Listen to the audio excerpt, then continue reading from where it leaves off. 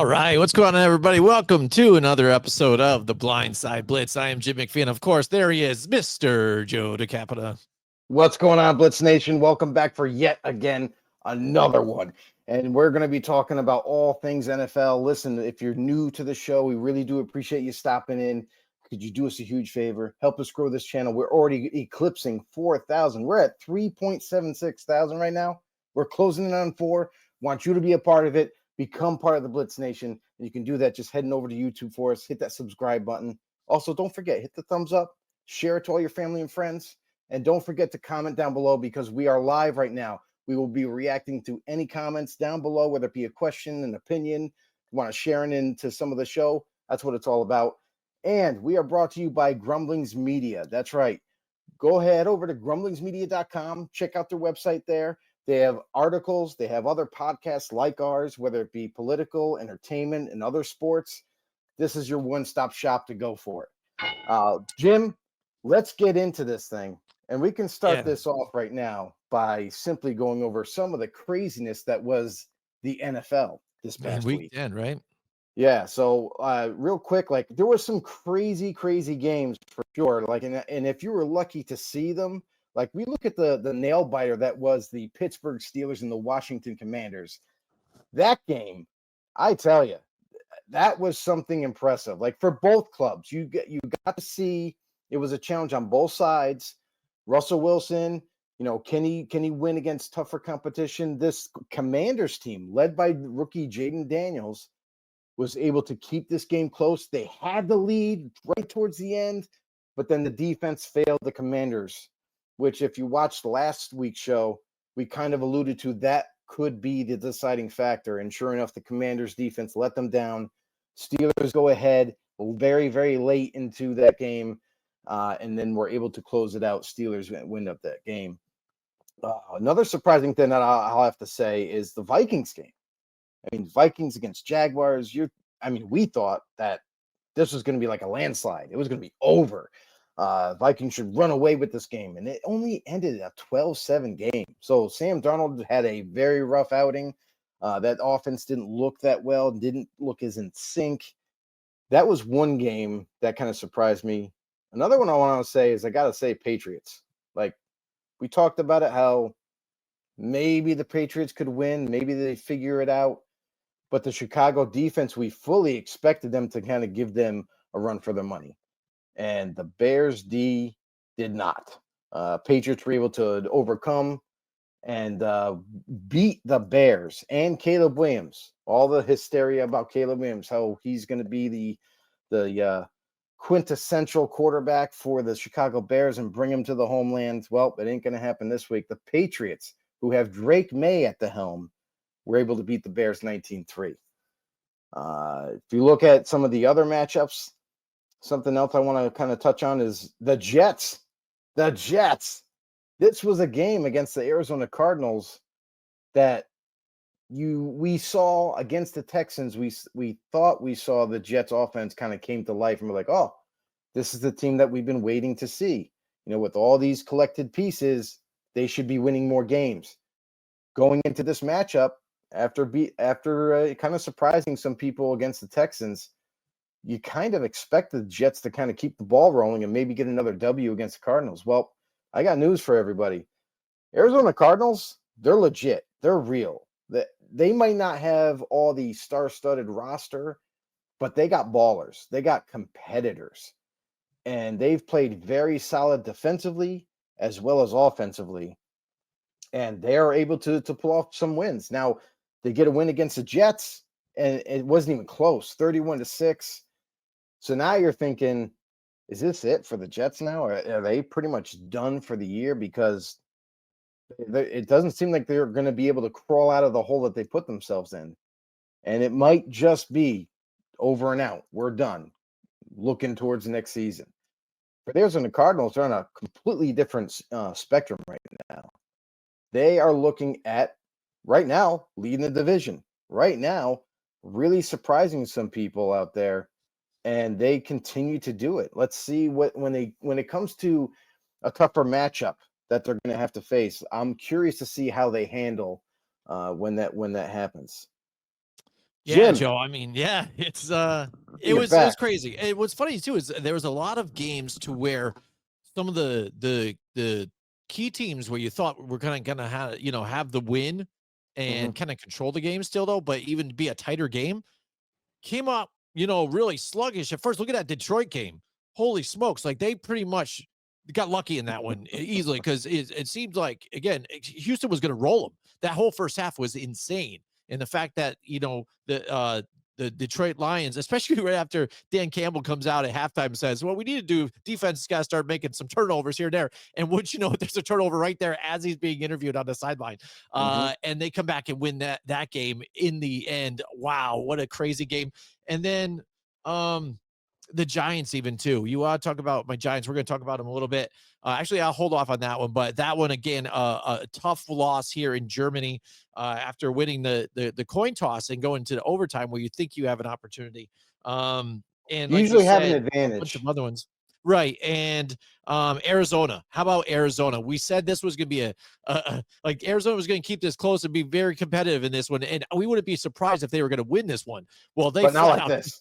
destroyed the Jets. The Jets just didn't show up at all. And, for a team that you think that coming after a win like they did last week against a tough Houston team, figure you're going into this one with some confidence Hmm. and let's get this thing going. Let's chain a few together in a team where technically you really should have probably beat still. But obviously, it looks like they kind of got too high off of that last game and, overlooked this hungry Arizona Cardinals team that, again, nobody saw coming.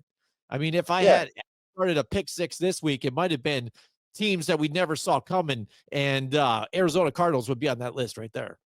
But we kind of like as we evaluated the season and how it was progressing, like we were telling everybody, speaking up for the Cardinals and saying, "Hey, listen, this team we thought was going to be coming into the season, we didn't give them any chance at all.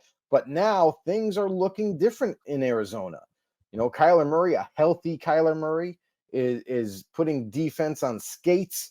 This defense of theirs that we really didn't give them credit early on in the season. And, now that you see what they're able to accomplish, where they don't have any really big names, they got some nice players. Obviously, they got Buda Baker on the back end of that defense, but this team comes to play every single week, plays hard nosed football. They like to run the ball, they throw at will when they're ready, and then the defense just takes it over. Like they just take over games and they play at a very high level. So this Cardinals team, honestly, surprised the hell out of me. And at this point in the season, midway, you're starting to notice that, maybe the Cardinals are going to be pushing for the playoffs. It's harder in the NFC. There's a much taller mountain to climb because there is a ton of competitive teams that are all vying for those 8 spots and trying to claw their way into them. I'm not sure if they're going to be able to have enough to make it, but right now they're in position for sure. Uh, Detroit Lions and the Texans, like you touched on, like that was a game of mistakes. The Detroit Lions made a ton of mistakes Jared Goff made a lot of mistakes.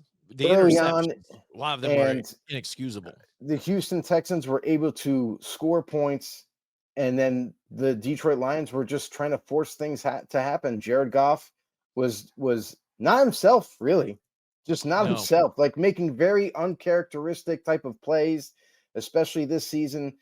But hey, this is the thing: his defense helped him. They Mhm. extended the amount of time that he gave him more opportunities.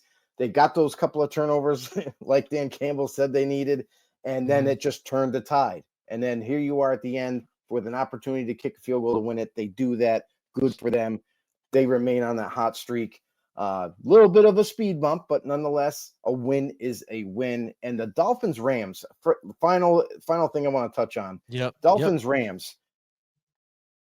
When we looked at this matchup, Puka Nakua back, Cooper Cup back. You're feeling really good as a Rams fan.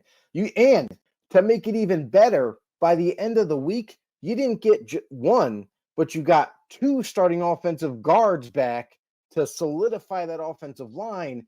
Yeah. And oh my God, you got to be like, oh, this is it. We got this game. Like Miami's not going to be able to stop us defensively. And the only thing we'd have to worry about is can our Rams defense rise to the occasion? Can it stop Tua 2-3 times in this game to give us a leg up offensively? I gotta say, I'm impressed by the Dolphins defense in this matchup. They stepped up. They were able Mhm. to stop Matt Stafford and the Rams quite often, keeping them in the realm of things. Tua looked a little shaky early on in that game, wasn't really executing as well as he'd like to be, but at the second half, man, you started to see something different in this Dolphins team. They came back to life offensively, defensively. With that, there's a defensive lineman for the Dolphins, Seiler. His last name's Seiler. He Mhm. just got back this week, and everybody says, all the Dolphins fans out there, they're all saying how good of a player he is. Well, he Mhm. showed up in that game. He Mhm. was making big time plays under the lights and also helped that Dolphins kind of get that win. And I'm disappointed in the Rams, honestly. Like I thought Yep. they should have won that game. Right. Yeah. Especially when you got Tua and the Dolphins where you kind of need them. Yeah, I definitely saw them making a push, especially also seeing where Arizona is right now. I thought definitely they said to themselves, hey, we still have a shot here. It's close. We can Mhm. take Arizona in the end here in this one and catch up for his division. And, and apparently they can't, so it's tough, but there was a lot of Right. good matchups. So we're going to talk about the New York Giants again, and it's not going to be a full pity party here like I had before on a different show when I talked about the New York Nightmare. But again, we're going to talk QB change now that they're going to have, their bye week here. They already had a press conference about things. They lose in Berlin. I'm watching this game, Joe, Mhm. and we've always had this, everybody keeps debating, is Daniel Jones good? Is he not? Is he good? And, we've decided that he's just not. And I said also it's at the most inopportune times. And Mhm. there's multiple times in this game, the Giants have no problem getting to the red zone. They just can't score when they're there, or Daniel Jones just turns the ball over. They had Right. even a turnover. I'm not even going to count the one off the helmet, whatever, Mhm. early on, but the turnover, which already put them in field goal range, you know what I mean? Right there. And which, like a play or two afterwards, um, Daniel Jones throws an out route to Tyrone Tracy, and it's picked off here. And yes, Tyrone Tracy should have probably caught that one, but that's third down and goal pretty much on this one. And you had a tight end up the middle. It's a couple of different receivers. You have to at least throw past the first down marker. That's your target. And you're even that Right. close to the goal. You have to take a shot at the goal. This isn't check down time here. And like I said, the game is on the line. You're already in field goal range. You're there. You're pretty much guaranteed points unless you were the New York Football Giants or Daniel Jones, and you turn the ball Yeah. over right there. So this game should have even been as close as it was, and how embarrassing it was, and it's all because of Daniel Jones. And then the turnover, and the coin toss. They win the coin toss. They get the ball. First play, strip fumble right there. Fumble for Tracy. It's turned right over. It's right there, easy for um for the other team here, but it's there, for the Carolina Panthers, and you Mhm. can't lose. We talked about this. You can't lose to the Panthers. The Giants, you're a bad team, but you've been in a lot of close games. This one shouldn't have been one of those close games. You've been in a lot of close games against tough competition. I mean, this is the Panthers. And yes, Bryce Young has been able to do a couple more things here, make some plays with his legs, something that Andy Dalton can't exactly do. But still, a definitely winnable win. And they fail again. And now it's time to make a change. Joe, what do you think? I mean, we've kind of already alluded to this, like going back to the draft. If you read the tea leaves in this past draft, the Giants were really trying to trade up to get Drake May, and they tried to work out a deal so they could acquire him, but it just never was going to work out because they just wanted way too much. The Patriots wanted way too much in compensation for the Giants to move up a few spots. So that didn't happen. And now the Giants were forced to stick with Daniel Jones, not have really any option other than him. They are paying him a lot of money too. So it's like, okay, yeah, all right. Brian Daboll's like, all right, we'll deal with it another year. I'll try to figure some things out. I'm going to be calling the offensive play, so maybe we'll be able to make some things work anyway to keep us competitive. And we told a lot of our Blitz Nation. I mean, this is going back from even in the offseason about how Daniel Jones sometimes makes some good decisions, makes some good plays, but more times than not, doesn't always execute and screws up. And those are the plays that you have to learn from. As a quarterback, you got to learn from your mistakes and then do not repeat them next time. Like say, okay, I learned this next week, next year, whatever the case may be, I know not to do this again or make a bad decision like this again. So for Daniel Jones and the Giants, I think the writing was on the wall early on this offseason, but they were just stuck with him right now. They weren't able to get their quarterback that they wanted. Here he is now. And we already know that going into this next offseason, they are done. They're done. Brian Daboll and the coaching staff, they've had enough. They're like, this guy just keeps doing the same stupid mistakes over and over and over, never learns from them. We can't do it anymore. We need to find somebody else. So for Daniel Jones, I don't know what his future entails, but usually with younger, with young-ish quarterbacks like a Daniel Jones, whether the Giants trade him or are able to get out of his contract and release him after June, whatever the case may be, they are or they might be stuck with him as a backup at the very least. They might call it a quarterback competition in the offseason, but they're going to try to get out of the deal. But if they can't, he'll be a glorified backup at that point. And they're going to go and bring in, whether it be a draft pick or that's what they really want. But this year sucks for drafting quarterbacks. It really does. I'm being honest about it. Like this year is the worst year to not only need a quarterback, but now trying to figure out who is the best quarterback as we get closer to the draft. And do you make the right call? Are any of the quarterbacks worth starting NFL caliber type of guys? I'm just right now, I don't know. I see a lot of talent. Cam Ward, Shador Sanders, those big names are always out there. But there's other guys like a Dylan Gabriel from Oregon who I really kind of like. But we'll see as we get closer to that part of the NFL season. We're going to give you guys, we'll do our own little scouting. We'll give you guys our top 10 and whatnot when that comes time. But Jim, I gotta say, Giants, we definitely know that they're out on Daniel Jones. It's a matter of what decision do they make as we get closer to the draft? What are they looking for? Are they looking for a mobile guy who can throw it? Are they looking for more of a pocket passer? That's going to be the interesting thing with the Giants. Right. And the thing is here too, like I just showed up even the stats here too, since Joe Shane and Brian Daboll were brought in here. Yes, they did have a playoff berth and a win here, and went 2022, 9-7-1, which kickstarted this whole problem because going in to try and fix the situation, they were thinking long term, something happened a little too prematurely. So that all of a sudden got the ball rolling, say, hey, maybe this is happening a little quicker than we thought. Okay, maybe we can run it back again. And it happened to be right there to where we can give an extension to Daniel Jones. They pulled a trigger. He's re-signed to a 4-year deal, $160 million. And now a few years later, their overall record 17-26-1. And Daniel Jones injured multiple times. You're worried about his career there and if he's going to stay on the field and stay healthy. But then even the mistakes that he's still making, that's something you should grow after having this is probably the most continuous of a head coaching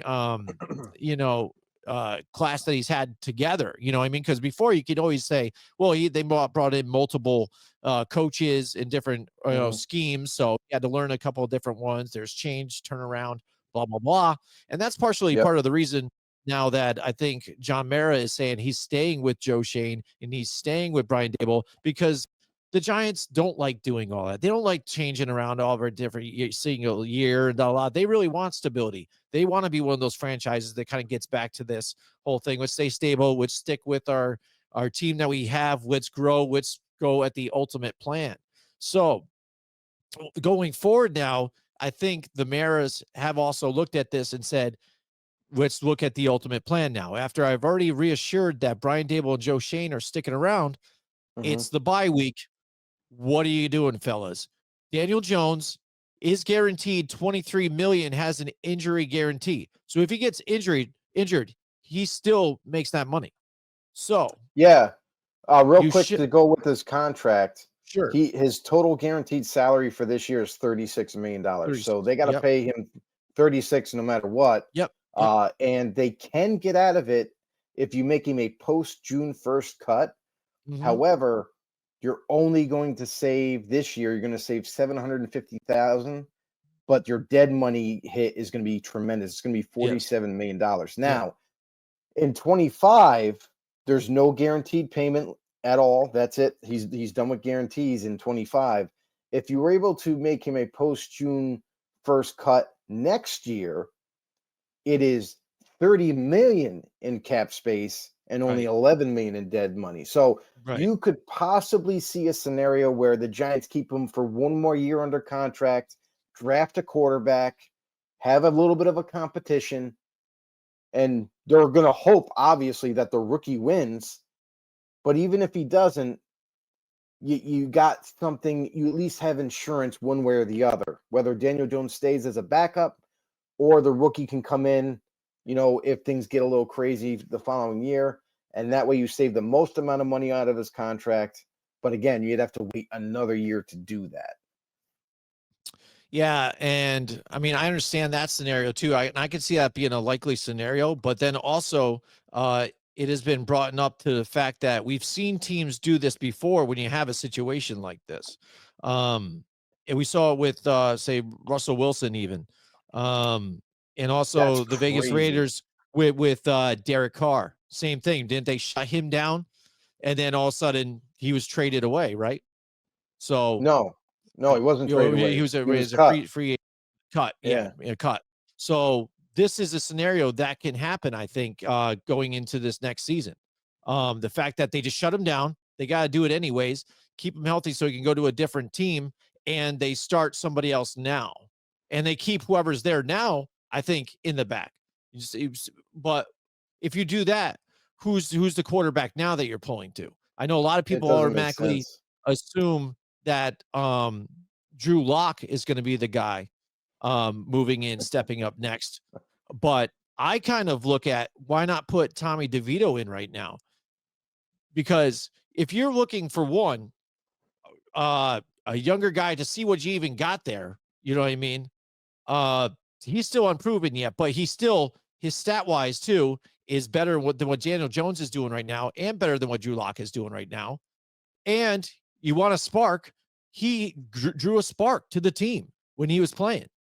Yeah, so but that was I think that's an opportunity. And if you lose, you lose. You're losing that now. But that whole Tommy DeVito project or experiment has already sailed. Like when he was given the opportunity, he did well when he first got in there. But I think that was more because it was a surprise for other defenses that didn't know anything about him. More than it was Tommy DeVito and his playing and his skill. I don't see Tommy DeVito anything more than a third string quarterback in this league. I gotta say, like, he was even being ousted right towards the end when they had to bench him again. Like, he was just having such bad play at quarterback, turning the ball over, that it got to a point where the Giants were like, all right, well, we tried, but this is just not working out. So I mean, if you're gonna make a quarterback move now at this point in the season, you're not saving your season. You're not really doing anything. You might as well just write it out with Daniel Jones. Or if you want to bench him just to kind of make him an example, then next man up, put Drew Lock in. That's really it. Like, I think you brought Drew Lock in for a reason, as an insurance quarterback, maybe potentially working to try to maybe vie for the starting job, and this could be his opportunity. Is if you want to bench Jones, you do it now. You put Drew Lock in that starting, role, get him all the reps in practice, and get him ready for the next matchup. That to me makes a lot more sense. I don't think you're making any kind of quarterback moves. Like, what are you going to do? Sign Ryan Tannehill right now off the free agent heap? Bring him No, over? I don't think they're going to do that. Like But I like Joe think Flacco and no, hope for yeah, the best? Like, I just think it's one of those things in those scenarios. It sucks. Don't get me wrong. I mean, there's teams that are in that same situation where they don't have a quarterback answer. They know the guys that they have in place are not the answer, but you're going to have to just wing it the rest of the year until you get to the offseason where you can make a change, where you can maybe look to see who's available in free agency, if that's the route you want to do, or in the draft or what have you. So it sucks for a few teams out there that they're in that kind of same predicament, but again, it's just one of those things where the Giants are going to have to just grind their teeth, get through the season, and then reevaluate and decide after. yeah, but I mean, I don't know. I really don't agree with that though. I really don't, because I What are you going to understand do? but I don't think, again, I already know what Drew Lock is. And if he does start winning, then you just wreck your season anyways. Because if you're winning, you're getting Really? You think he's a going to worse start draft winning? spot. Well, that's what I'm saying. I don't think you are either. So what do you really accomplish by putting him in right now? Well, if you want, like I said, if What you do you wanted do? to Like, bench Daniel Jones to make him an right. example, then that's the only guy that you're going to put in. You're not going to get another quarterback right now. You're not going to I don't bring think you're in gonna know either, anybody but that's why I don't know why you just don't put Tommy DeVito in it. because we've Just already to see seen him. what he is. We've already seen him, bro. Like we've already Okay. seen him. He had Okay. early on, he had a little bit of success, and then it tailed way off and went Way into off the gutter. by what means? His play, making How do you poor figure? decisions and turning the ball over. Like He had a it's one of touchdown a these things game where at like least. That's better than what Daniel Jones is doing right now, and he only had 3 picks last time he played. if you want to put Tommy DeVito in, go ahead. Your season's not going to get any I better. think so. It's not going to Yeah, be any. It's exactly. not Well, you're worth not it. yeah, but you're evaluating. They said it right now. We're evaluating right now. What is there to evaluate in Drew Lock right now? Well, there's a You reason want to why evaluate they more brought him guys. in thinking that they could work with him to possibly see what he has for them, maybe at starting quarterback. So, like, I if you're think it investing went off money, early. and there was a lot of hype on him too when he came into camp, and everybody's saying how good he was doing in training camp, and that he was showing some flashes, and that don't be surprised if maybe he could, make a run for that starting job. But like, if that was all true, if that the hype was real, then why don't you give him a shot now in the season to see what he really has for you? Because you can't go off of what he did in Seattle.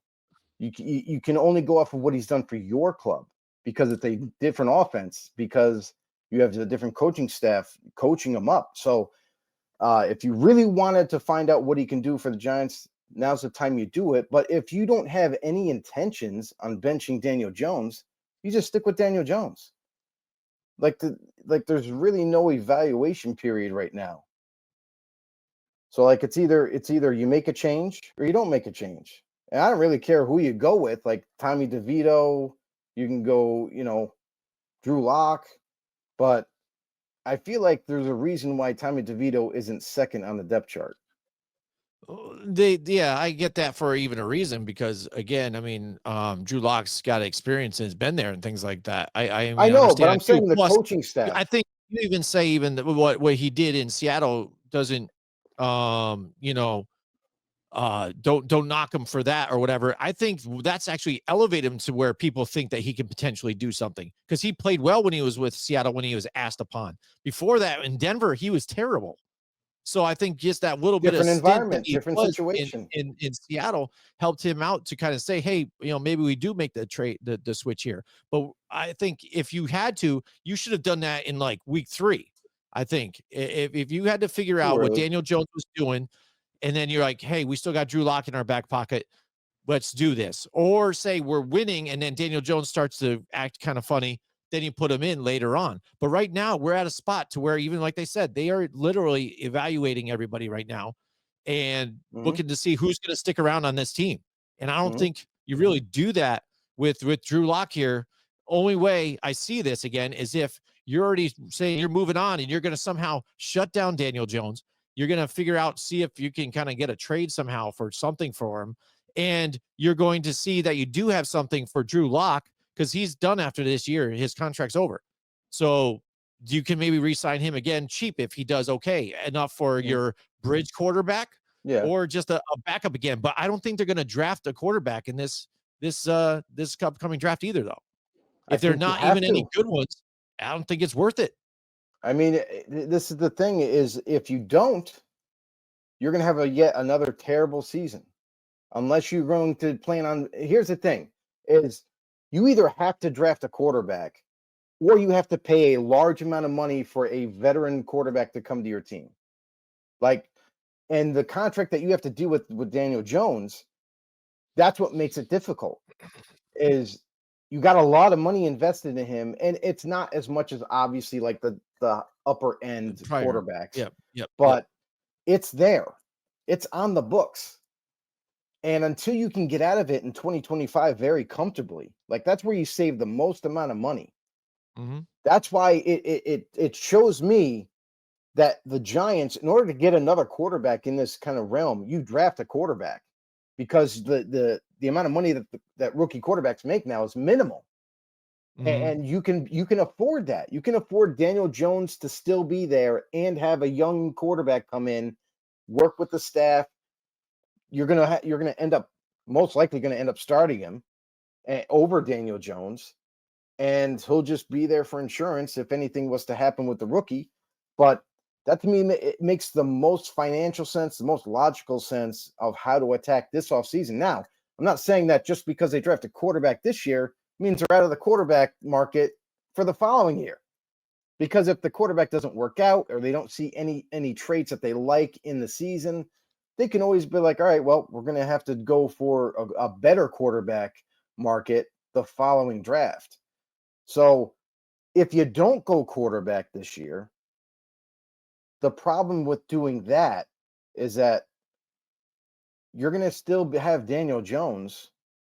And depending on how much money you want to spend on the quarterback market, at least for 1 year, whether let's just say maybe you bring Joe Flacco or someone like that you can get on the kind of cheap where you could make it work.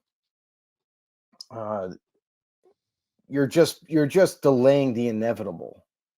Like I just feel like you're going to give up money to that said quarterback, whoever it may be, and then everybody knows that he's only going to be there for the year just to kind of ride the wave of the season. But you're still gonna have to draft a quarterback regardless. Like at least with a young rookie, if you were able to, I don't know, let's just say like the Giants select Dylan Gabriel from Oregon, who's very accurate, who's shorter, kind of like a Tua stature type of quarterback, but very mobile, is accurate, has a strong arm, very smart. He checks all the boxes except for height, but you bring him in. And who knows? Like maybe he could pan out, and he's going to be 25. I know that's kind of like it's too old of a quarterback to draft. That whole stigma. But what if he just balls out? Like what if you just kind of catch lightning in a bottle with one of these quarterbacks that you draft, and now you're on a way better path than you thought. Post. No, I get Jones. That. Yeah, so, that's even maybe best case scenario, but that's the point. I mean, but that's how the draft is, right? Like, even though everybody is dogging the quarterbacks for this upcoming draft, maybe 2 guys out of the draft, maybe 3, end up surprising the hell out of everybody and superseding expectations. It happens every year. So, for the Giants and with Daniel Jones, it just makes more sense to draft a quarterback and see what you can accomplish with that quarterback. So you're saying best case scenario for them is right now is play him out the rest of the year. Don't bench him. Keep him for next year, and then just start a rookie quarterback next year. Yeah, best scenario. Because you don't have. What is your answer Like, what is your Well, alternative? but that's what I'm thinking. I don't think there isn't one, but I don't think even Daniel Jones there. Say even because if the quarterback's not ready, what are you just going to throw him in there anyways, and then he sucks, and then you suck again anyways, or Well, no, you start Daniel Jones again, and you still suck, and yeah, you're staying in the same position again, but at least you're trying to train the rookie on the back end again. correct. But it's another failed season again, right? Possibly, you don't know. I But just that's the thing. I don't think that's It part of doesn't the matter. investing in the game It plan is what doesn't they matter, dude. It doesn't matter. I mean, any given season could be a failed season. You don't know. So, like, at least you're showing that you're trying or something. And with his contract, that's the sticking point. You can't just get rid of him right now. You can't. It's too much money. You know, I mean, I know Russell Wilson and all that, but that was just absolutely stupid what they did. Like, it didn't make even NFL owners, GMs were berating that decision by the Broncos. They couldn't even believe it. It was a shock. Nobody does that. That's a stupid decision. So, I mean, you got so much guaranteed money right now tied up with him. And if you did move on, I mean, you can if you really want to, and you just want to kind of suffer the consequences and just give up that money right away and have to deal with it for the following year. Now, mind you, that guaranteed money goes on next season's cap. Yeah, not the next current. season. So yeah, you're gonna be eating it anyway. At least you have him. He's already knows your offense. He's already there as an insurance policy. And again, if the court, let's just say, like to your point, if the rookie isn't ready, and they're like, well, we don't want to feed him to the dogs just yet. You have Daniel Jones start the season, not like he's going to play the whole season. You let him start the season till the rookie gets more comfortable with the offense. If he needs a couple weeks, 2-3 weeks, maybe even a month of time for him to get comfortable, then you can put him back in. So it's there's ebbs and flows to this situation, just like anything else. And you know what? Right. There's no There's no right answer right now. Right answer. Right. Yeah, exactly. Yeah, that's why we're kind of debating it. But my thing is the most logical answer is right staring at their face. And this is kind of like the only route to go where you don't get killed financially. All right, here we've got back to the Stone Ages in the house with us. Yo, mainly the thing is to bench the googly-eyed Giants quarterback. If he gets hurt, the Giants are on the hook for this entire contract, only $21 million hit in 2025. Then he says, let's go Tommy Cutlets and the #1 overall pick. Nice. Yeah. See, I mean, that's why I'm kind of looking at it too. Because again, where you keep Daniel Jones, you stay in some games, maybe even win a few. I'm not saying tank either, because I'm not one of those guys that just said, hey, let's tank to make sure we get the #1 stuff. Nobody tanks. I'm all about Nobody just tanks. even let's see exactly everything that we even have. And Drew Lock, I get it too. I mean, you signed him to a 1-year deal. He's at this point a veteran there too. It's a bit of a change for the quarter for the offense, I guess, a little bit, but what are you looking at, especially if you think, like you said, even too, you're planning on keeping Daniel Jones for the remaining year, because you think that you're still tied to this contract. What's the point then? What's the point in even putting Drew Lock in then? So I don't know. Like I said, they're still, like I said, they're looking at it. They're evaluating people or whatever. So we'll see how it goes. My team's say that. It's funny if they say that, evaluating people. No, they didn't just start evaluating people. They've been evaluating people from the off season. But basically, what they're looking at is that their off season's already here. It doesn't make, like any organization evaluates their players throughout the year. So for them to just kind of come out and say, "Oh, we're evaluating," you've been evaluating. That's why you've made your decision up about how you're not with Daniel Jones for the future. Like, come on, it's just silly. Yeah. All right, here we go. He also is the point too is avoid him getting hurt, just like the Raiders did with Derek Carr a few years ago. No, they didn't want him getting hurt. That I'll tell you right now, that was just utter stupidity by Josh McDaniels and that staff. Like the injury thing, it locks him in for next year. Okay, you mean a franchise quarterback gets locked in for another year? Okay, cool. But no, he wanted to get away from Derek Carr, which was absolutely stupid. And you can see, look at where the Raiders are now. No quarterback, nobody that is really the answer. They're in the same situation that the Giants are in. Just that they don't have a veteran quarterback there. They got a second-year quarterback in Nate O'Connell who showed promise, but wasn't given the reins to even prove that he maybe potentially could be the starter. And now you're left, and now they're left here just like the Giants. Like we're quarterbackless going into the draft. What are they going to do? They got to take a quarterback. They have to. It's just another one of those things where like this is one of the most needy positions in the NFL, but there's just not enough to go around. And in this draft, like we mentioned before, it doesn't look very strong. It looks pretty weak. So like it's either you take a quarterback and see what you can get out of them, or you just kind of mail it in, draft best player available, and then you most likely you're going to have a losing season next year already. You already know that, and then you wait for the better quarterback draft to show up. So, but you're taking a risk either way. Right. So, but like, say, let's look at even your Raiders at this point. You're probably starting. Are you starting Desmond Ridder for the rest of the season? Then that's what they're planning on, right? Aiden O'Connell's due to come back soon, so I kind of expect when Aiden O'Connell's ready that he'll take over the reins.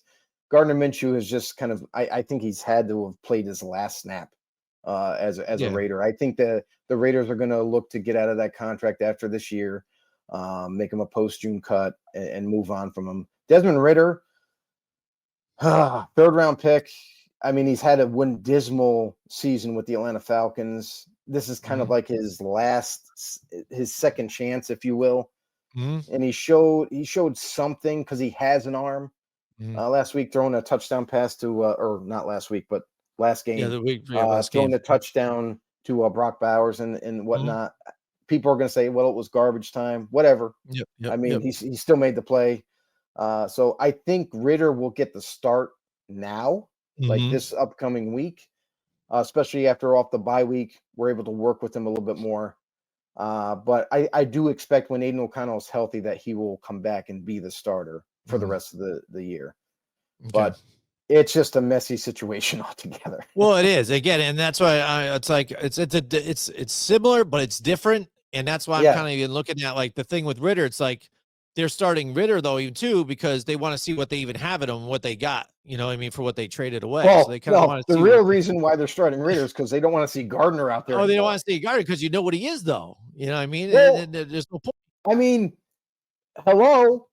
NFL fans, other teams that have had him, we all know what he was. The Raiders were just like, well, let's give him a shot to be a starter.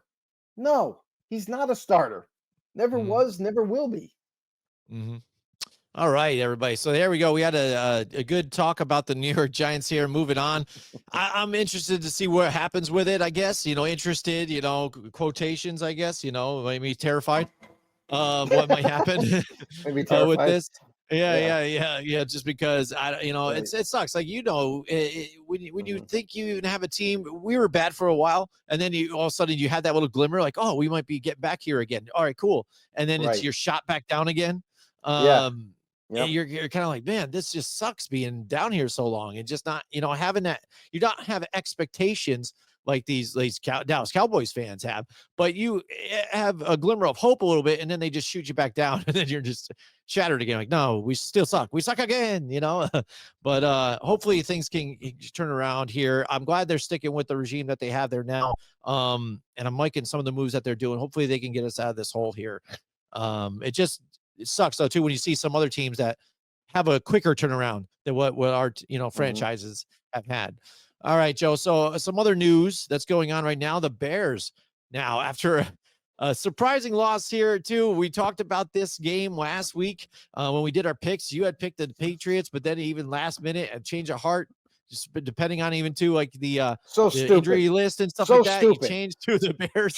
So we both went with the Bears at home, and then all of a sudden here come the Patriots here. Drake May, my guy. And Caleb Williams running around. He almost was your guy. He was almost your guy. He was almost my guy. I was hoping. I was really hoping. But here we go. Another game. Caleb Williams sacked 9 times, 6 or more sacks in back-to-back games.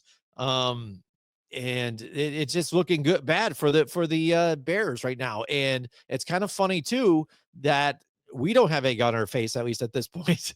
But all the other media out there who crowned this team already, right, Joe? Right. Where's the Yeah, crown oh, yeah. now? Oh, So yeah. Eberflus, he was one of the guys that was on our target for, being, on the hot seat. His seat's a bit hotter right now because now axes are dropping right now. And now their offensive coordinator, Shane Waldron, goes down, and Thomas Brown now bumped up into the OC situation. If you guys don't know Thomas Brown, he's part of the Sean McVay tree. He was there with the Los Angeles Rams when they won the Super Bowl here as a running back, tight ends coach, former running back. And then also he had been an offensive coordinator for the Carolina Panthers too. So he's held this job before. So we're going to see what happens with this offense, see if things change, at least play calling wise. But for one, I still see lack of protection. And then two, it's hard to protect a guy when a guy's running backwards 10 to 12 yards and scrambling side to side and hanging on to the ball way too long. Yeah, and this is also really funny because Matt Eberflus, this is what head coaches do. They start pointing the fingers at their other assistants because, it's not me. It's not me. It's him. It's him. And it's him. You need to get rid of those guys because they're the problem. This is where, head coaches, they know that their seat is very hot. They know that, there's a lot of pressure on them and they don't have answers. So they end up pointing fingers at other guys like Bears, offensive coordinator getting fired to save it, to try anyway, to at least give him a little bit more time to try to save his job. That's all it is. They're not behind closed doors. They're not placing blame on him saying, it's just his fault. But behind closed doors, they're like, dude, we got to let you go. And basically what it means is because I'm trying not to get fired. I'm trying to stay here longer. So for Eberflus, he knows his seat is red hot right now. It's on fire. He has to show something. Like we talked about it before the season started, that drafting Caleb Williams, comes with a lot of responsibility because now you're going to have very high expectations to turn this team around with a very good defense, and we're not seeing the evidence. We're not seeing anything. There has been flashes. There's been a couple of games this season where Caleb Williams looked pretty good, played pretty well, and they got the wins. But now you're getting to the meat of your schedule where it's more difficult opponents, and they had an easy schedule early on, and now you're getting to the nitty-gritty of it to where, all right, maybe that was just kind of like a mirage. We fumbled a few things. Caleb Williams is still doing the same things that he did in college, guys. Like we tried to tell you when he got drafted that he was not the best quarterback coming out of the draft, that he was not the guy. Now he's got tremendous physical talents. He's got that kind of like he always gets compared to Patrick Mahomes and his mobility and some of the plays that he creates out of thin air. That's there.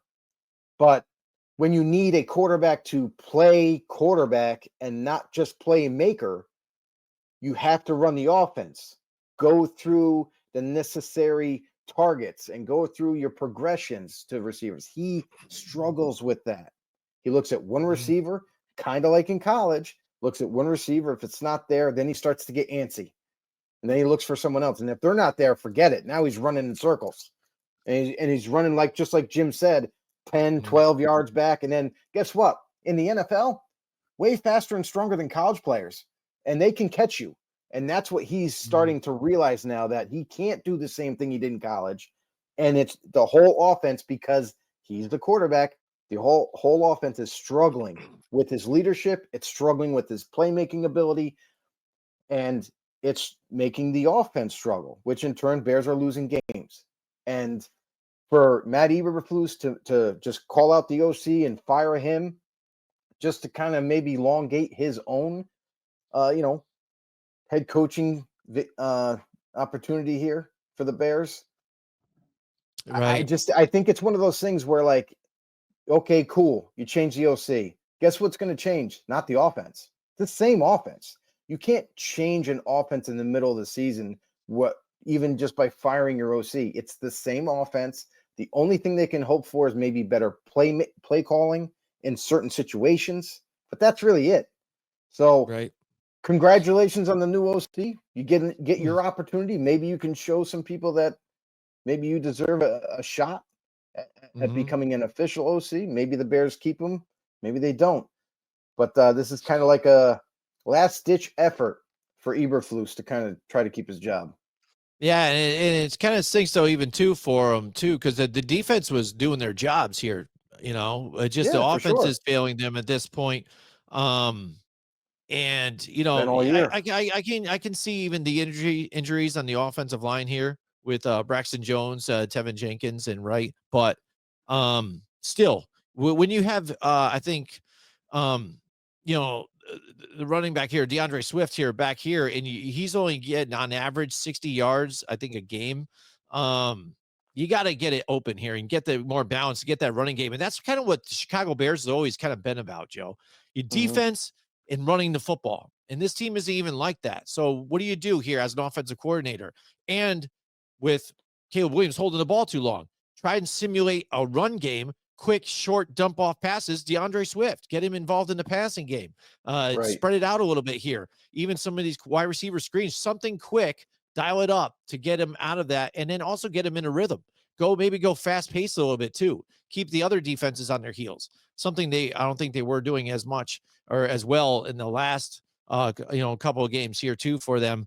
But again, I think at this point too, I don't think I like the hire. First of all, when they grabbed him, remarkably enough, the defense has played well, but I don't know if he's going to stick around too much longer here with this one.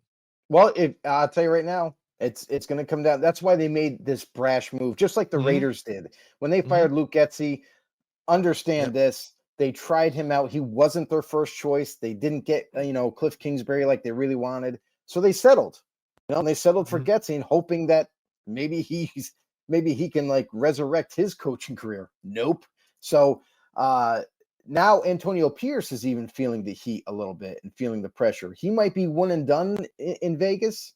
And that's why he fired Luke Getsy. That's why he also fired, what was it? The offensive line coach, the quarterback coach. They all got fired on the same week. Yeah. So, again, look, we also talked about him. Watch out. Maybe he's handing out firings like Oprah. Yeah, you're fired. You're fired. Yeah, you're fired. That's right. Or that guy it sucks. I forget his name. And then which we call it, the movie with Dave Chappelle. Was it Half Baked, right? Half Baked. Half Baked. Yeah. You're cool. Yeah. I'm out. F you, I'm out. Right. Oh man, good movie. Great movie. Joe. So here we're gonna get to our pick segment, but first I'll tell everybody again how they can find more videos and shows like ours here at Grumblings. Yeah, it's very easy. Appreciate you guys stopping in. Appreciate all the support. First of all, Blitz Nation's been awesome to us. We are almost there. We're getting close to 4,000 subscriptions.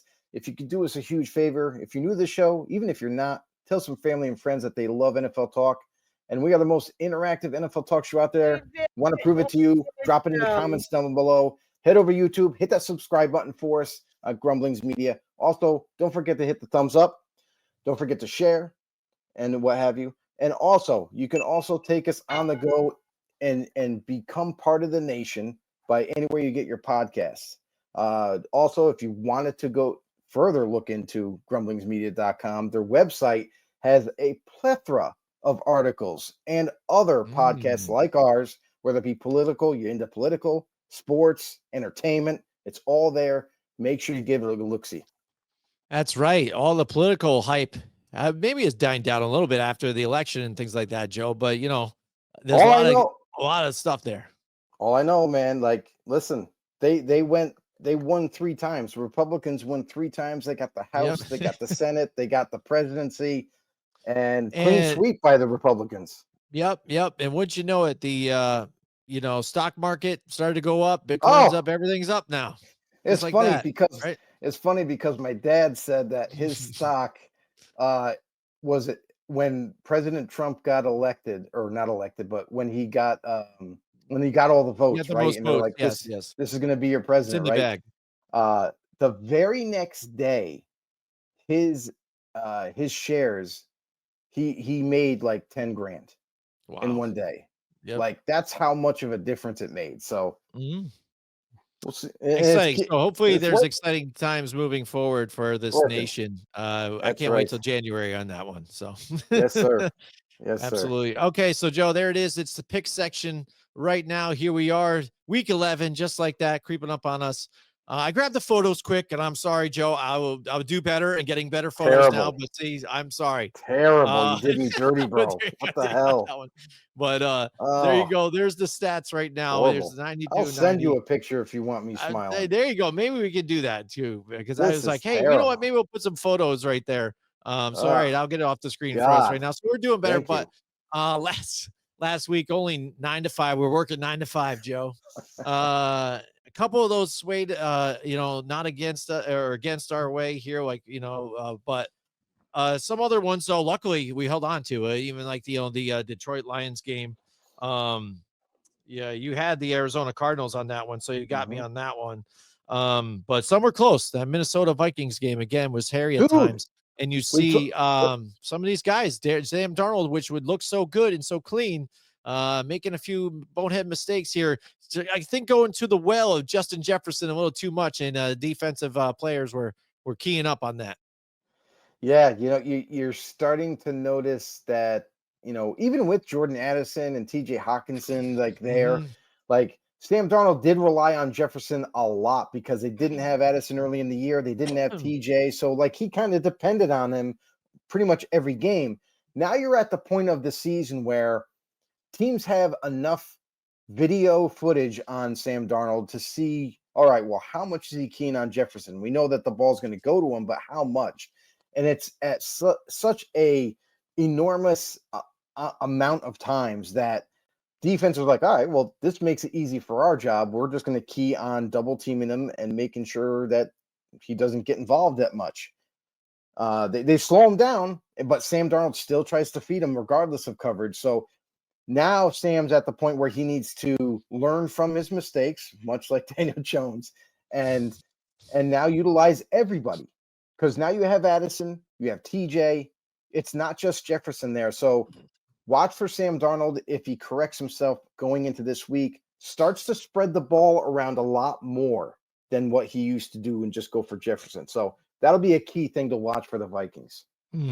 All right, let's go right to it. Thursday night football. We've got the Washington Commanders and the Philadelphia Eagles. Philadelphia looking really good.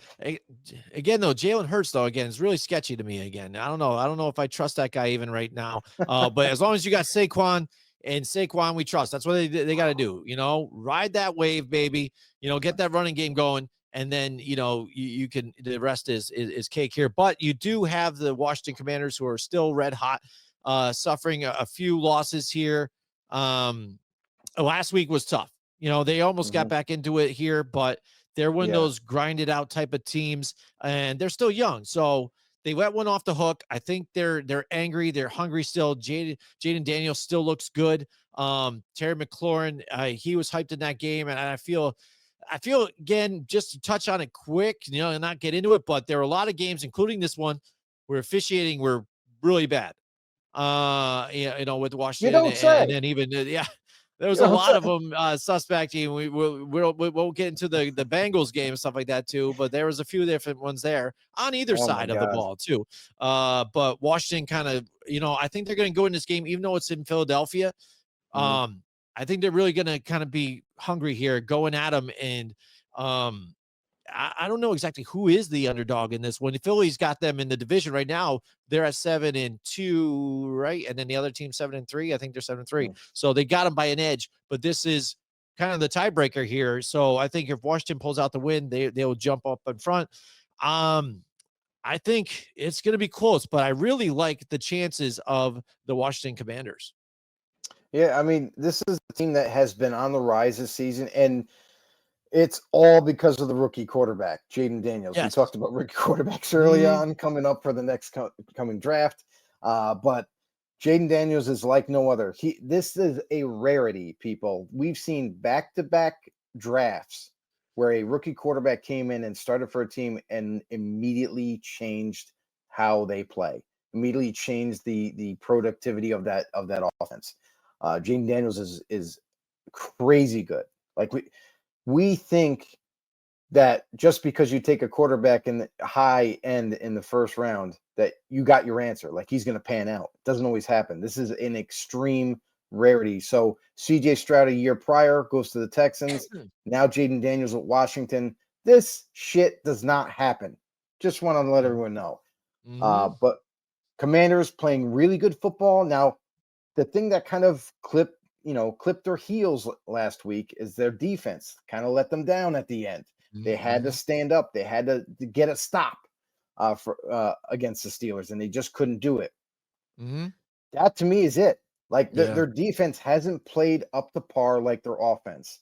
And until it does, when you go against some of these tougher teams, especially when you get if they get to the playoffs, because you still got a lot of games to go, you're going to have to find a way to win defensively. Like Commanders, I think they can score at anybody right now. They've played so well. But defensively, you got to find an answer there.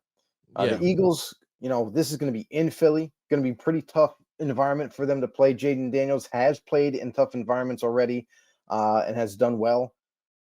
But the Eagles, I look at their run game is going to be the toughest part. I really think that, with Saquon Barkley, that's where it starts, like for the offense for the Eagles. It starts with Barkley, and then they capitalize off of Barkley's runs. So unless Washington can figure out a way to stop Barkley and then even try to cap Devonta Smith, A.J. Brown, it's a tall order to kind of get over here. So I'm going to go with the Eagles being home. And even though like Jalen Hurts, again, like he's hit or miss lately this season, but I'm going to go with the home team. Yeah, and it's a tough one here. It's going to be a tough divisional matchup. Like I said, I think it's going to be close. I could see Washington coming in here and doing well, but in Philly, it's always tough. These guys are going to play each other again. So, who knows what that one will be? And that one's going to be in Washington. I think I might even go on Washington on this one, but being that it is in Philly right here, and like you said, the defense is playing better than they really should be. So I think that's kind of the highlight here. They're not as good as what, is played out to be actually right now. So I'm going to go with the Philadelphia Eagles as well here. All right, next we got the Green Bay Packers and the Chicago Bears here. Who knows? Now they've made the change in the offensive coordinator. That's it. The Bears are going to start lighting it up here. And I always have been siding with Chicago here at home. They burned me a few different times at defense, but the funny thing is the health with Jordan Love here for the Green Bay Packers too as well. And not only is his health, but is that even the health kind of adding to the kind of sophomore slump that he's having even right now? Because you got to admit, even that he is having a little bit of a slump here coming back off that contract, to where you almost even have to question it again. Because we brought it up back when he had gotten paid in this offseason, like, oh, what are you investing in? Because again, you're looking at one season basically. And then here you go. You're signing to the deal. Hopefully you still get what you had last year, but now this year, injured multiple games, not looking, too comfortable in the pocket there, making some key turnovers. And that's the thing is too, he's not making a lot to where it's, it's all over. He looks absolutely horrible, but just in key moments, it's like, oh, what are you doing? Like, why he's got his lowest lows and then his highest highs with this guy. So it's tough to gauge where Jordan Love is on this one. Well, this is where he gets back on track. He's going to play against Chicago Bears. He most likely will have plenty of opportunities to overcome whatever, mind block is in his way. So, honestly, like, this is kind of like a good time for the Packers to go up against the Bears. The Bears are reeling. They changed their OC. Caleb Williams is going to continue to do Caleb Williams things. And the Packers, especially defensively, pretty darn good defense right now.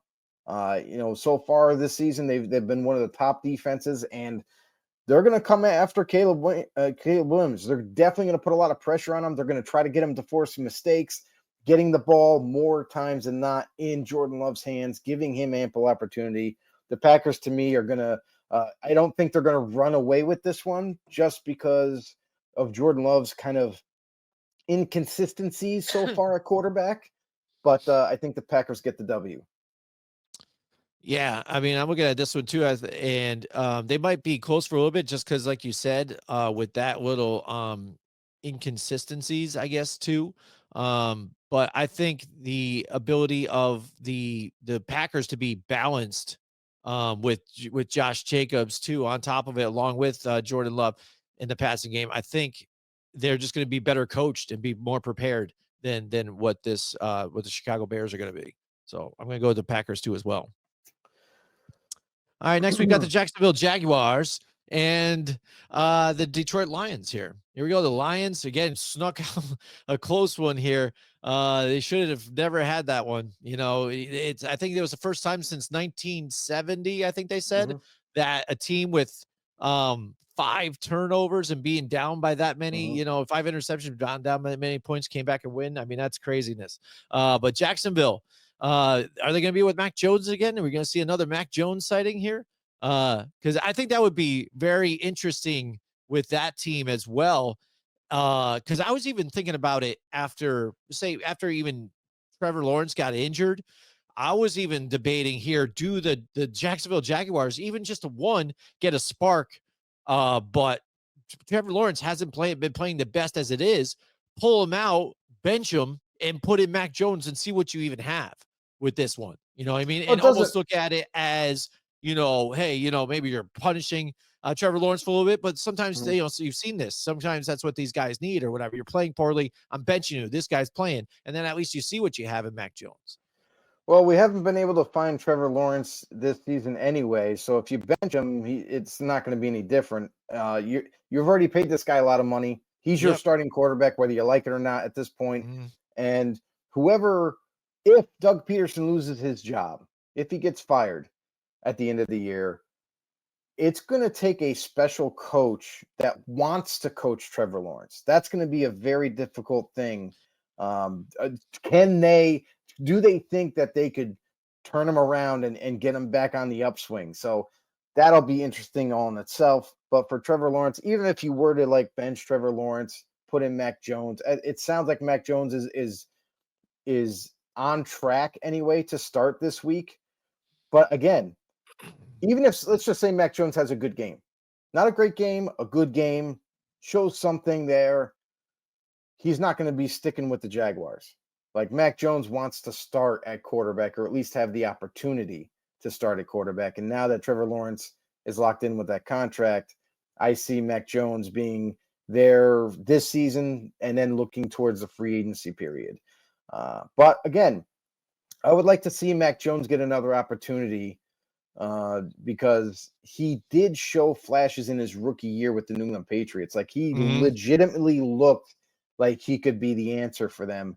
And then obviously the offensive play calling changed, the offensive coordinators changed like, a Rolodex and really couldn't get back on the same page with him. So Jaguars, sure. Put Mac Jones out there, see what he can do.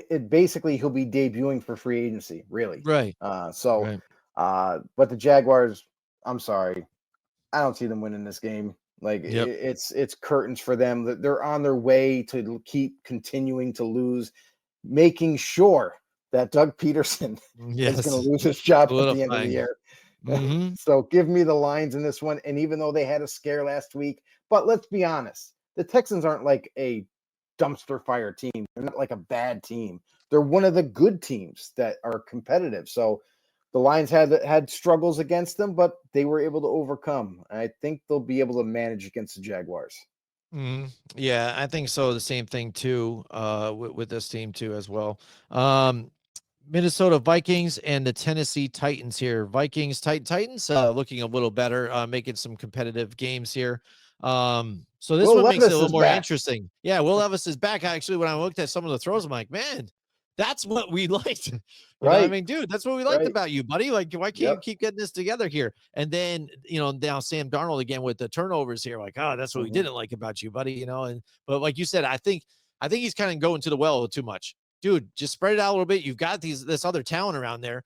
Just chill out. And I think that's even what his head coach was talking about on the sidelines. You saw him, yeah. Kevin O'Connell was talking about on the sidelines with him. Like, dude, all right, you got this, right? Let's chill out. Let's simplify this here, and let's get out of here with a win. You know what I mean? Yeah, just it was basically bottom line. It was like, listen, it's not all you. You don't have to make everything happen. He goes, I know you like to throw to Jefferson, but we got other guys on this team that you can throw to, and they're going to do pretty good. So let's just distribute the football all over the field.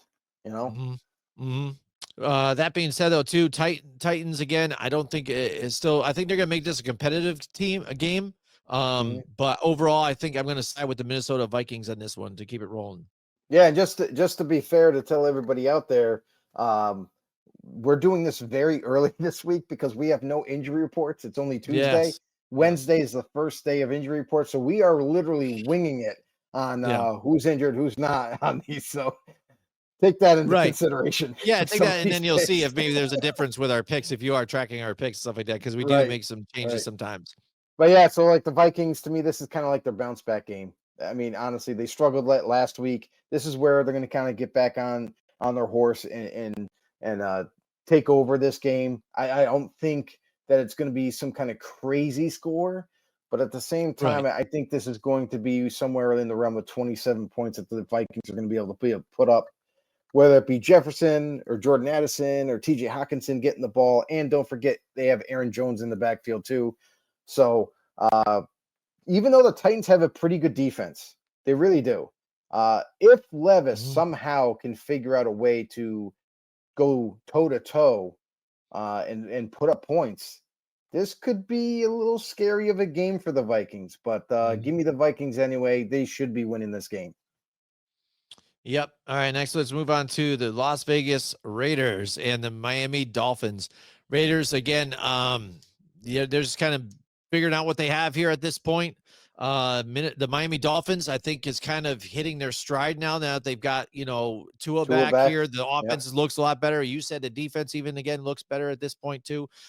So they're trying to make a push to kind of get back into this division and this playoff race here while it's close. I'm going to go with the Miami Dolphins on this one. I'm sure that's shocking, right? So shocking. Yeah, I mean, and the Raiders, just like the Giants, the Raiders are in a situation where they're trying to figure something out.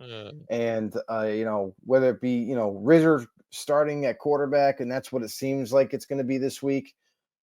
It doesn't matter. Like they're just missing too many players. That's really what it is. When you look at the injury report, where they got a Rolodex of players that are all out, like all starters too. That's the crazy thing. So injury bug, not having a quarterback, it doesn't spell win. So the Dolphins, with them coming, or they're going to be at home. Vegas has to visit. They never do play well on the East Coast anyway. Miami Dolphins should have this game all day long. All right, the Los Angeles Rams and the New England Patriots. Patriots at home, that's intriguing here. What kind of Patriots team are we going to get here? Because it was crazy to watch. Even the one thing I thought about the Patriots is the pass rush they were getting too in that game too, which I thought was interesting. But again, injuries on offensive line here for the Chicago Bears, so that was big here. But Rams, they kind of let us down here too. I thought they were going to be more competitive in that game, and they didn't really show up. I think this week is going to be a game that they can get back into it here. I would like to see New England keep it competitive here and see Drake May again kind of have a game to where he doesn't have a turnover here and just kind of eliminate still some of those mistakes as he's maturing with the offense. Because again, that offensive line though does suck still. I mean, they hold him up sometimes and do okay, but that team still has some more building to do. I'm going to go with the Los Angeles Rams to bounce back on this one.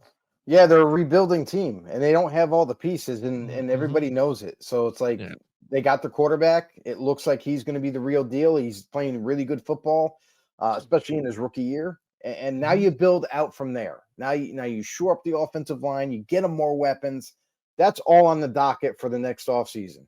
But until then, you're going to have to play the games. And Drake May does make them competitive. They are in games. Look at last week. Last week, the Bears probably should have won that game, but I don't know what happened there, but they forgot how to play, or I don't know what's going on there. So Patriots took advantage, and Drake May made him pay. So I don't foresee the Patriots winning this game.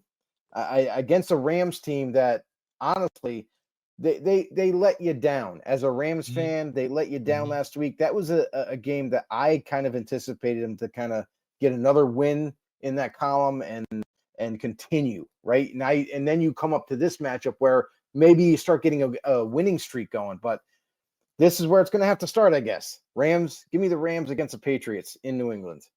All right, next the Cleveland Browns and the New Orleans Oh, Saints. New Orleans, how Jesus. about that though? The New Look at Orleans this Saints one. and MVS and everything, and Derek Carr. Here we go. That's right. Who knew, right? Just No we Marshawn count him out. Lattimore. No Yeah, no more Marshawn shot. Lattimore. He's gone.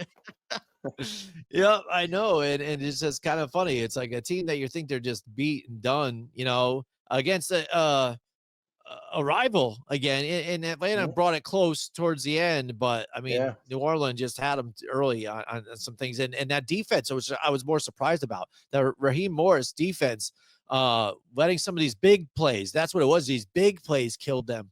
Right. Let that stuff happen. Even the Right. one to what we call it, damn, I don't think I can't remember his name right now, but Alvin Kamara, sorry. Alvin Kamara, even Alvin Kamara let that big play happen. It's unexcusable here. So but that makes this game that more intriguing here. Like, what are we getting out of this one? Are we gonna get the New Orleans of last week, or is it gonna be the garbage fire of a couple weeks ago? And then Cleveland, what are we doing here? Famous You could say, Jameis. I mean, is he going to have, multiple turnovers? I know they don't have Zadarius Smith anymore. He's over with Baltimore. So this is a tough one to pick at me, Joe. yeah, I don't know well, what I'm getting. real quick, Zadarius Smith is in Detroit, not Oh, in Detroit. Baltimore. That's right. Sorry. I got I the just wrong one. wanted to Yep. clarify it for the No, that's audience. fine. I know that's what you meant, but Yep. I just didn't want anybody jumping down your Yep. throat, Jim. I got your back. Whatever. Maybe they can. I really don't care.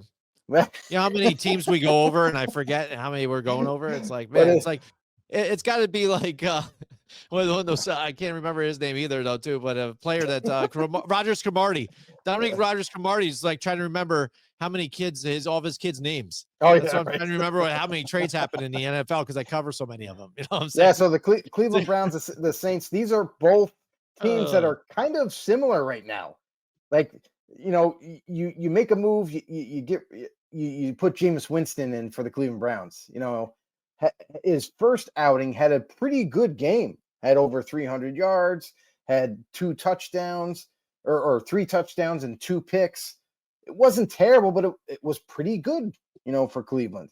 And then last game, oh boy, the contrast. Just 3 turnovers, 3 interceptions, not really doing well. What are we going to get this week? Like, this is after a bye week for Cleveland, so they got time to work on some issues.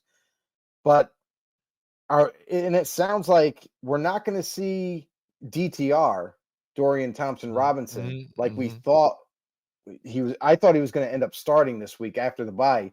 It's not the case. I guess they're sticking with Jameis Winston still. So buckle your chin straps, Cleveland fans. It's going to be a rough one. And they're going into New Orleans. And again, neither team to me has an advantage over the other. Like we've seen too many times both squads struggle and just flat out don't play up to par. So I don't think either team runs away with this one. I think this is going to be a very close game. But I'm gonna have to lean on the better quarterback in Derek Carr and the Saints. Yep. Yeah, I was just thinking about this too. This is kind of Jameis Winston's return to his other home. He did play for the Saints before, backup role. So I'm wondering if they kind of look at this and like, oh, we know Jameis a little bit here too. We know how to play him too. Maybe that'll be a little bit of a factor here. But like you said, also, I trust the Saints at home. Also, Derek Carr making bigger connections with the receivers that he still has left, Right. compared to even what They're Cleveland has They're in this another one. team So that has a laundry list of injured players. Like, this is a team that once had high hopes, but now with all these injuries. And the other good thing though is that they got Eric McCoy back, their starting center. So last week they got him back, and you could see how they didn't even allow a sack last week.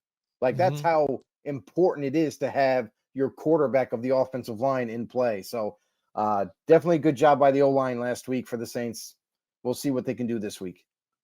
All right. Now it's funny too. I think after this one, say that the Cleveland Browns lose, I'm wondering if ownership does come out here and support Kevin Stefanski after all this, because that's the one thing Oh, too. they It's already kind of have. quiet.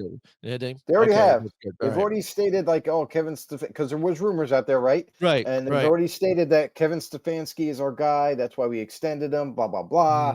Mm-hmm. But again, it's all lip service. Like Yeah. we've heard that before. So like, if the Browns do in fact tank and lose every game from here on out, that whole conversation creeps back up again.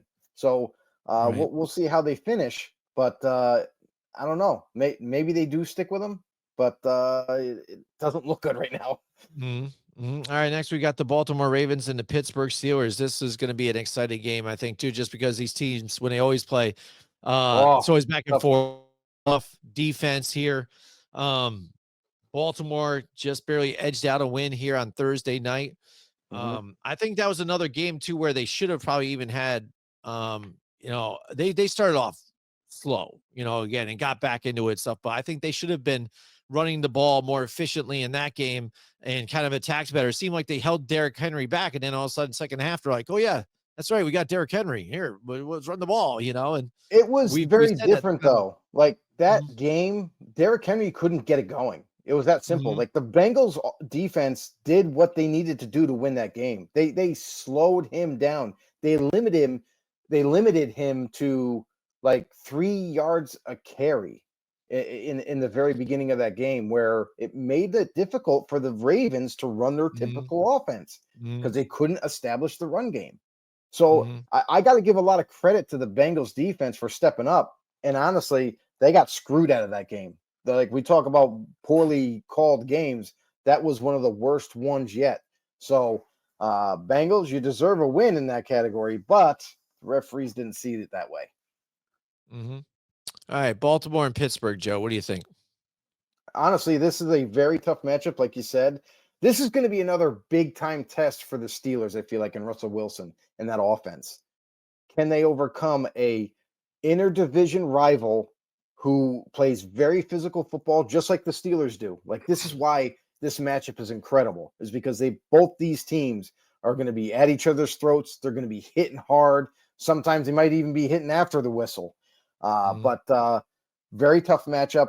The Steelers going to try to establish a run game with Najee Harris and Jalen Warren, just like the Ravens are going to do the opposite with Henry. But it's going to come down to who limits mistakes in this one. That's really what it's going to come down. Turnovers. We all talk about turnovers and how that dictates games. Well, that's no exception in this one. This is going to be a very tight game, kind of like what the Steelers had last week against Washington. Went right down to the wire. I expect the same thing in this matchup. I'm going to go with the Ravens on this one. I like what they've been able to do. They managed to figure some things out. Even when Derrick Henry gets stopped against the Bengals, they were able to do what's necessary in offense using Lamar Jackson, throwing to the tight ends, to Mark Andrews, to the wide receivers, mixing it up, and then eventually getting Derrick Henry back on track. So now that we know that they've been tested in that regard, where when the run game doesn't work, they're still able to figure things out. The Steelers, I love Russell Wilson. I love what he's been able to accomplish, but this is going to be yet again another tough challenge, I'll say, against the Ravens. Either team could win this. I wouldn't be surprised if it goes either way, but I got to say, I just love what the Ravens have been able to do right now. Right. Yeah. I think not having Kyle Hamilton made a difference in that last game last week when he had gotten injured. And if he's able to play this week, I think that's big for the defense. And I think that the deciding factor for me here is Lamar Jackson, because Russell Wilson has got some mobility, but he's older, and he's not, Lamar Jackson. We saw Lamar Jackson pull off like a 50-yard run last week out of nothing and making juke moves here and there. And it was just phenomenal. And that's something that they have in their back pocket if they need it here. And the ability for his receivers and Mark Andrews being healthy, I think is a key factor on this one too. So I'm going to go with the Ravens here as well. But I think even with Pittsburgh and especially being home, it's gonna be hype. I think it's gonna be a close game though. It's gonna be a good game. Actually, you know what? I'm kind of disappointed. I thought this game should be a primetime game. Right. Right. I mean, Like, why didn't come they on. swap out the Thursday, the Sunday night? I mean, there was time. There Yeah. was time. Unless they thought the Jets were still going to keep this winning streak going, but now you've got the Colts and the Jets on Sunday night. Like, who's going to watch that? You know what I mean? Right. Two old guys go at it: Joe Flacco and Aaron Rodgers. Ooh, all right. What is this? Exciting. 1999. You know? Oh boy, here we go. All right, Atlanta Falcons and the Denver Broncos. Denver, they had it close again. They almost got the Chiefs, but the Chiefs prevail again in Atlanta. This is where they're up and down, man. They really scare me every single week. I feel like, you know, I've got a gun to my head on this one. It's like, oh, you want, is it, I got the Atlanta bullet in there and I take a spin and I'm like, all right, are they going to win or are they going to lose? What am I getting here? So Denver at home is going to be tough to beat. Atlanta's up and down. I don't know. I think I might go with the Atlanta. I think I'm going to go to Denver Broncos in this one. Wow, what a switch. Yeah. he goes the Atlanta Broncos. Denver Broncos. Denver Broncos. Why not? Because even I'm looking at the division and I'm looking at what even Tampa Bay's doing right now. I mean, they're looking really good with out there star wide receivers here. And Atlanta, again, is so skittish to me. They scare me, man. It's not for the how the Atlanta Falcons played last week. To me, it's more about who they're playing this week. The Denver Broncos are one of the best defenses in football. I mean, if you need any evidence, go watch the Chiefs and Broncos game. Like they really had the Chiefs on their heels. Honestly, the Broncos deserve to win that game. I mean, and we talk about the referees, how they wear red and white stripes, and sure enough, they came out again in that game to help the Chiefs win. So give me the Broncos having that great physical, in-your-face, aggressive type of defense. I think that's going to cause a lot of problems for Kirk Cousins in that Atlanta offense. Give me the Denver Broncos at home.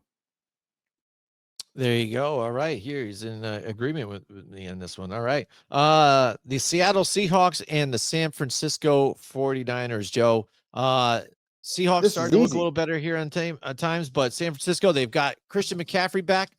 He was looking pretty good last week.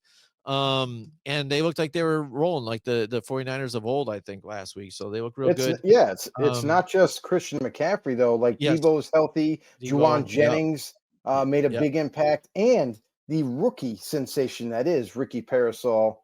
We told you to watch out for him. He's definitely getting way more involved in this offense, fitting right into that slot wide receiver for the Niners. And what's stopping them now? Now they're much healthier. Yes, of course, they're missing a couple pieces like the safety, Huafunga. But again, this team has never looked so good. And they're going against Seattle, who they have their ups and downs. It looks like they're going to get back DK Metcalf and a healthy one at that. But is it going to be enough? Like, you got to go into San Fran now. This is another hard place to play, especially for Seattle.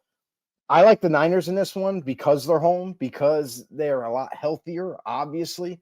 And honestly, I think they're just playing better football right now. Brock Purdy had one hell of a week last week. Look for him to continue that with all his healthy weapons.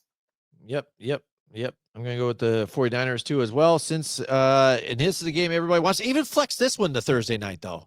Kansas City and Buffalo. This is the game of the week right here, because again, you got your undefeated team and you got your other team here. It's 8-2, right? Man, yeah, it's tough because Buffalo, again, they kind of edged one out last week again. You know, that was a little closer than I wanted it to be. So that was kind of hairy for me here.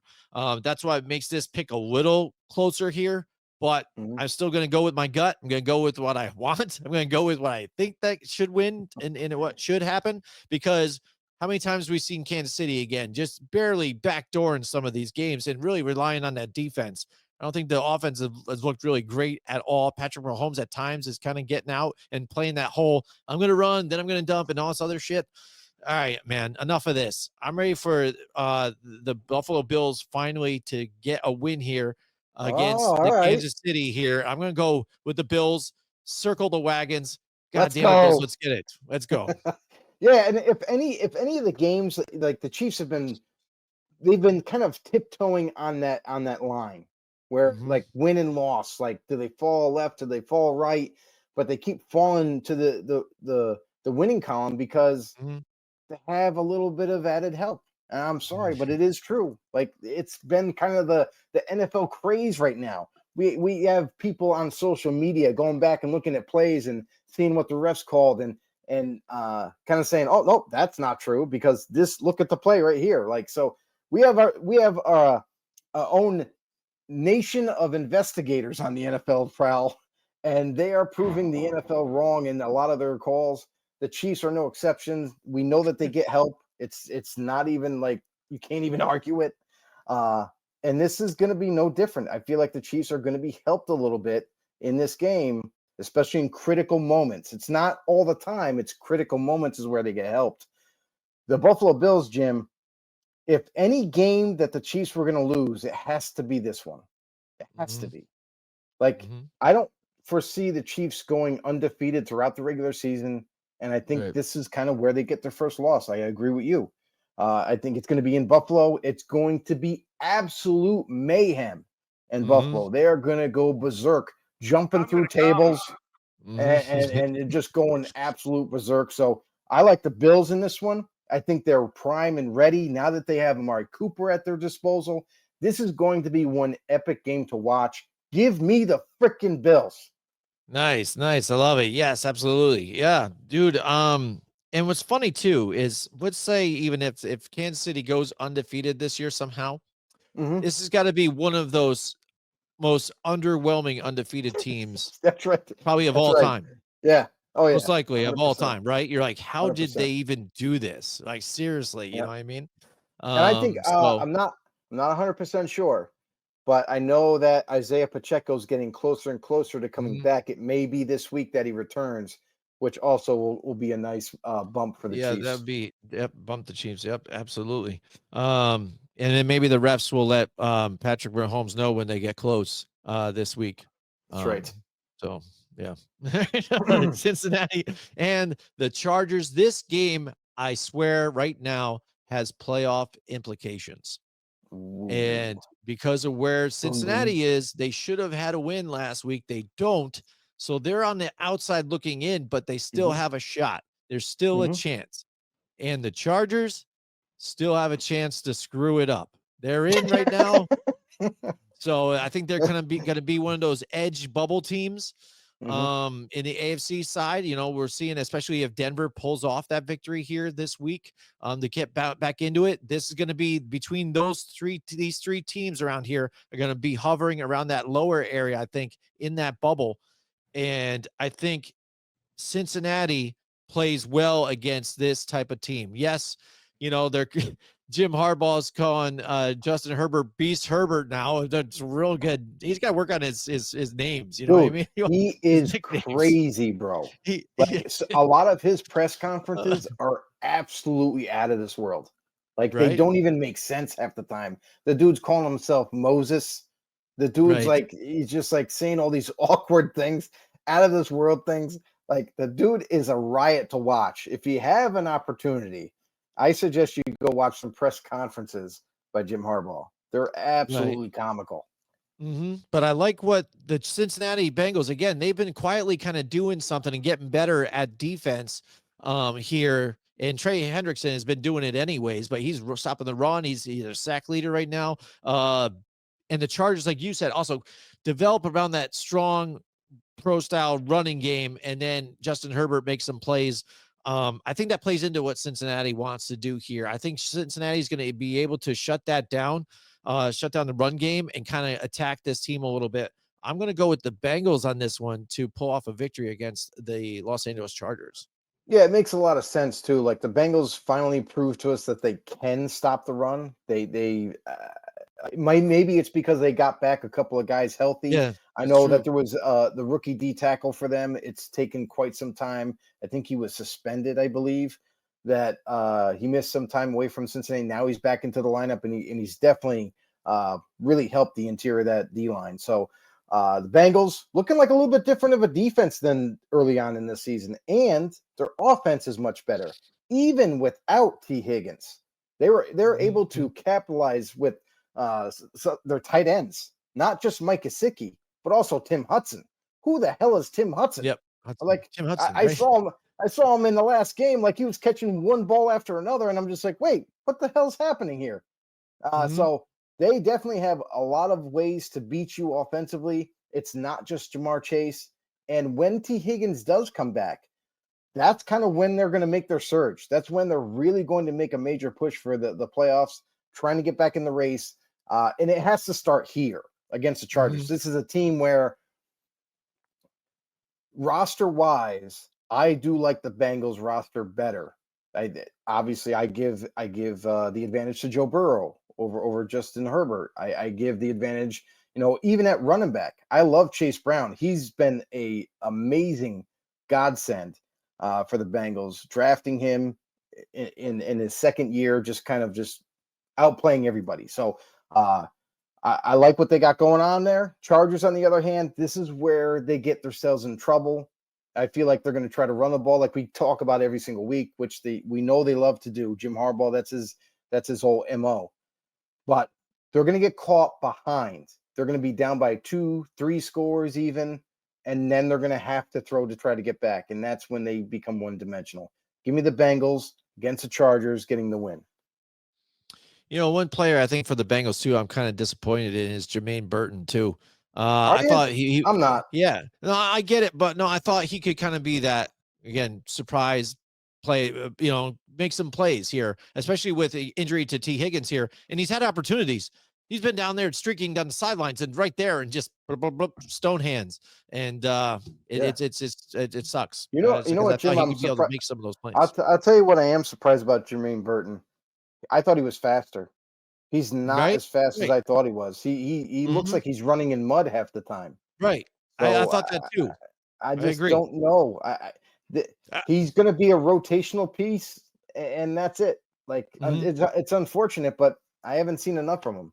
Right. All right, and here we are, Sunday Night Football. We're gonna love this one in the night lights. Indianapolis Colts and the It's the Battle of Texas. Oh man, Colts and Jets, man.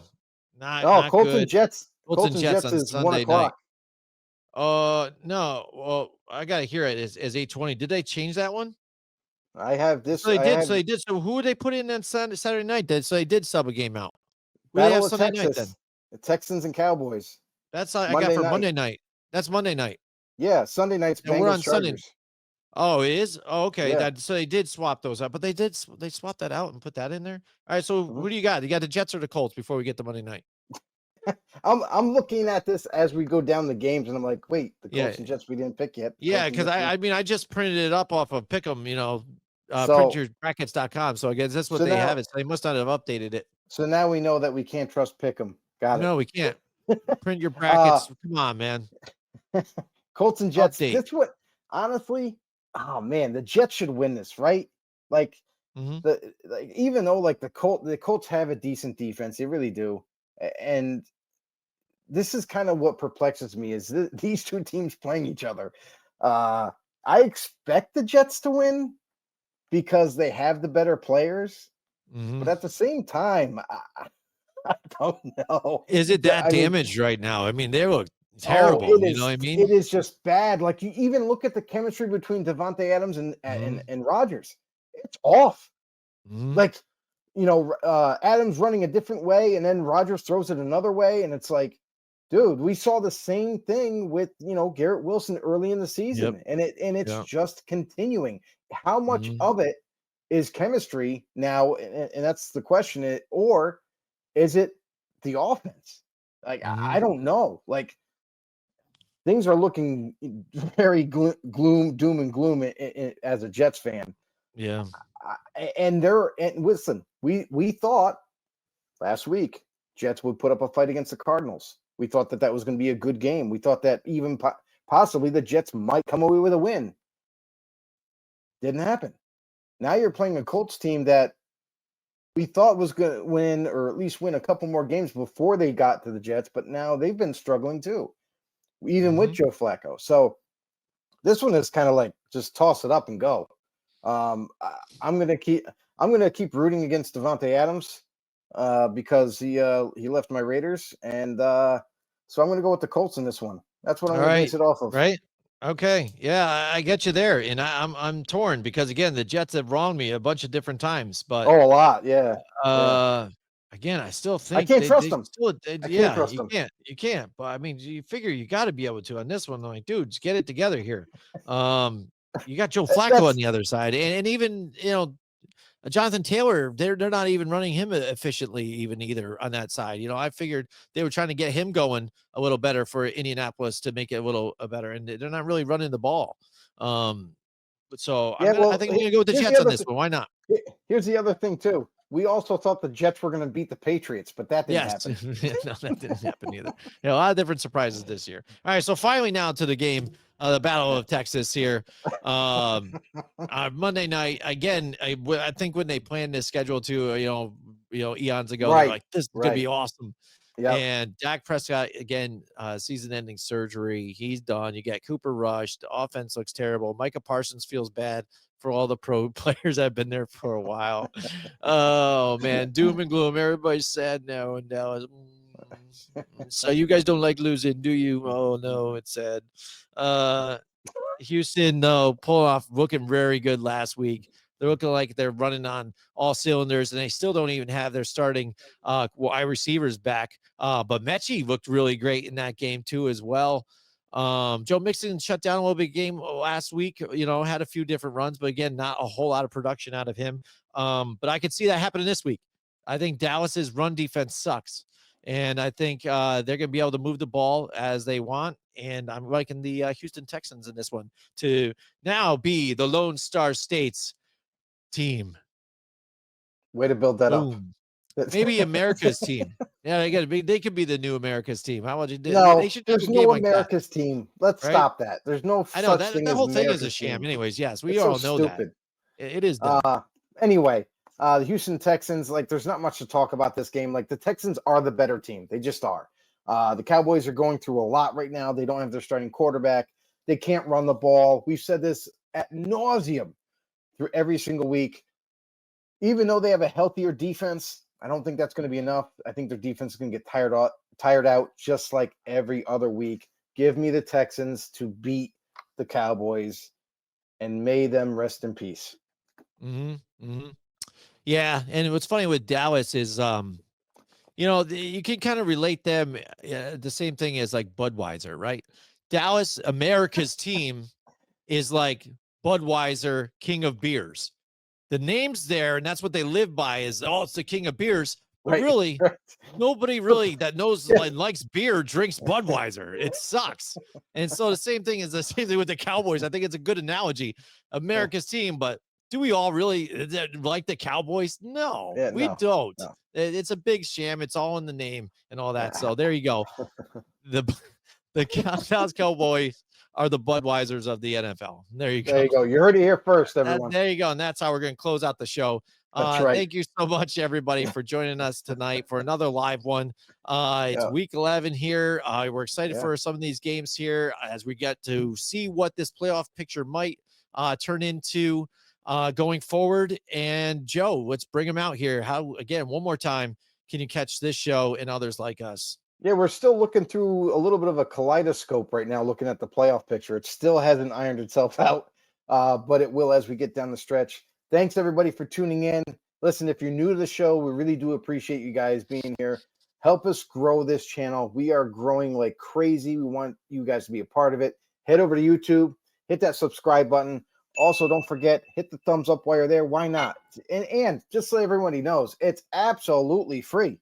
We're not charging you anything for this awesome content.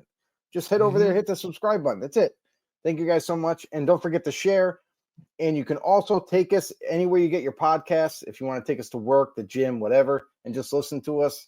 I know, like, sometimes you like a soothing voice, and that's what you need to hear. So also, you can also check out grumblingsmedia.com for any articles, any podcasts like ours, whether it be sports, political, entertainment. It's all there. You can give that a look-see. And we will see you guys next week. Hey everybody, this is Big John from Grumblings Media, and I just want to say thank you for watching our content. If you want to support our efforts here at Grumblings Media, just smash the subscribe button right here, totally free, or just go ahead and consume more of our great content. Click either one of these two boxes.